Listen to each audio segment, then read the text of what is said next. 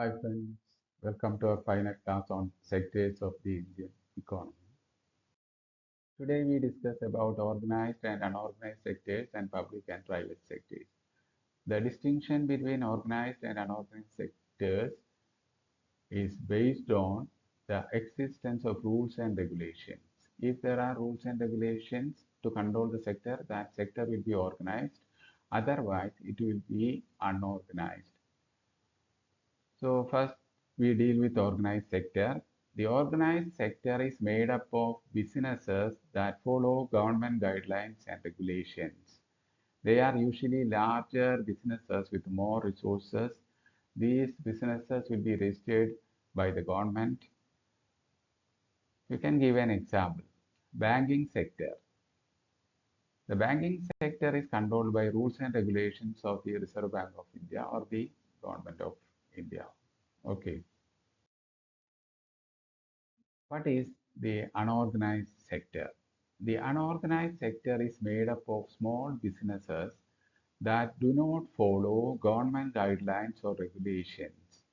Examples, construction companies, hotel management, farming, domestic works, etc., where government rules and regulations are minimum or there are no rules.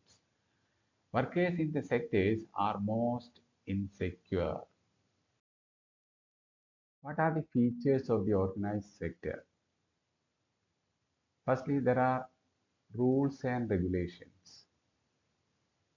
Then, most of the institutions are in the government sector and they are registered with the government.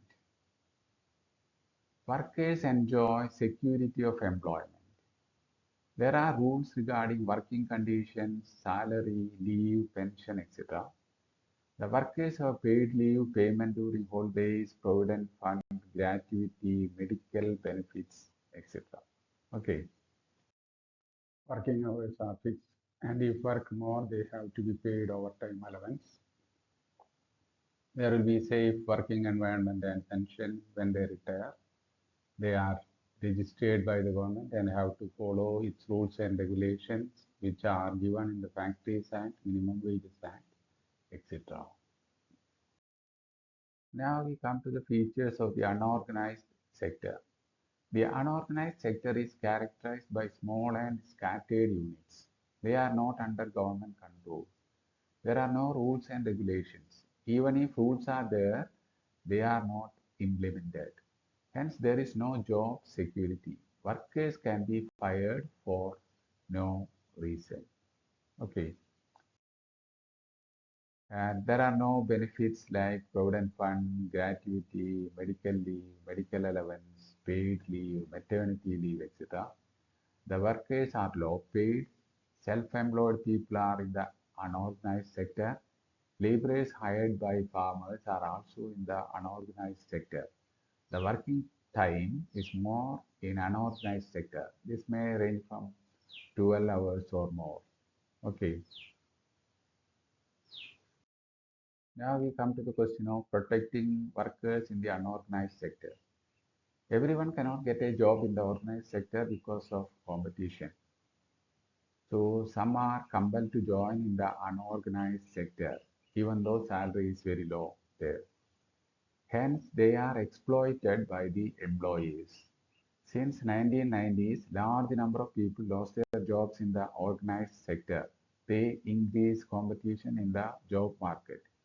Besides creating more jobs, we must also protect the workers in the unorganized sector. Following are some of the ways by which the workers in the unorganized sector can be protected. The government can fix minimum wages. The government should provide specific working hours.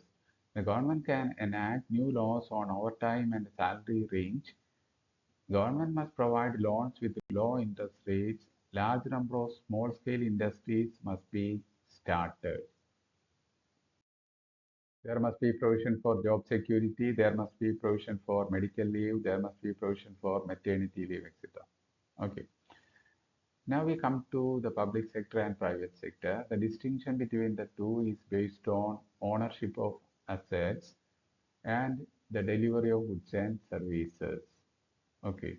In India, we have a third sector, which is called the cooperative sector. The cooperative sector is owned and operated by a collective of individuals. Okay, examples are Amul in Gujarat, Milma in Kerala, Kera Fed in Kerala, etc. So many examples are there. Now we will discuss about the public sector. In the public sector, the government owns most of the resources and provides all services. Profit is not the guiding principle here. Welfare of the people is given importance. The government must provide infrastructural facilities. The government must support some of the activities in the private sector by supplying electricity at low cost.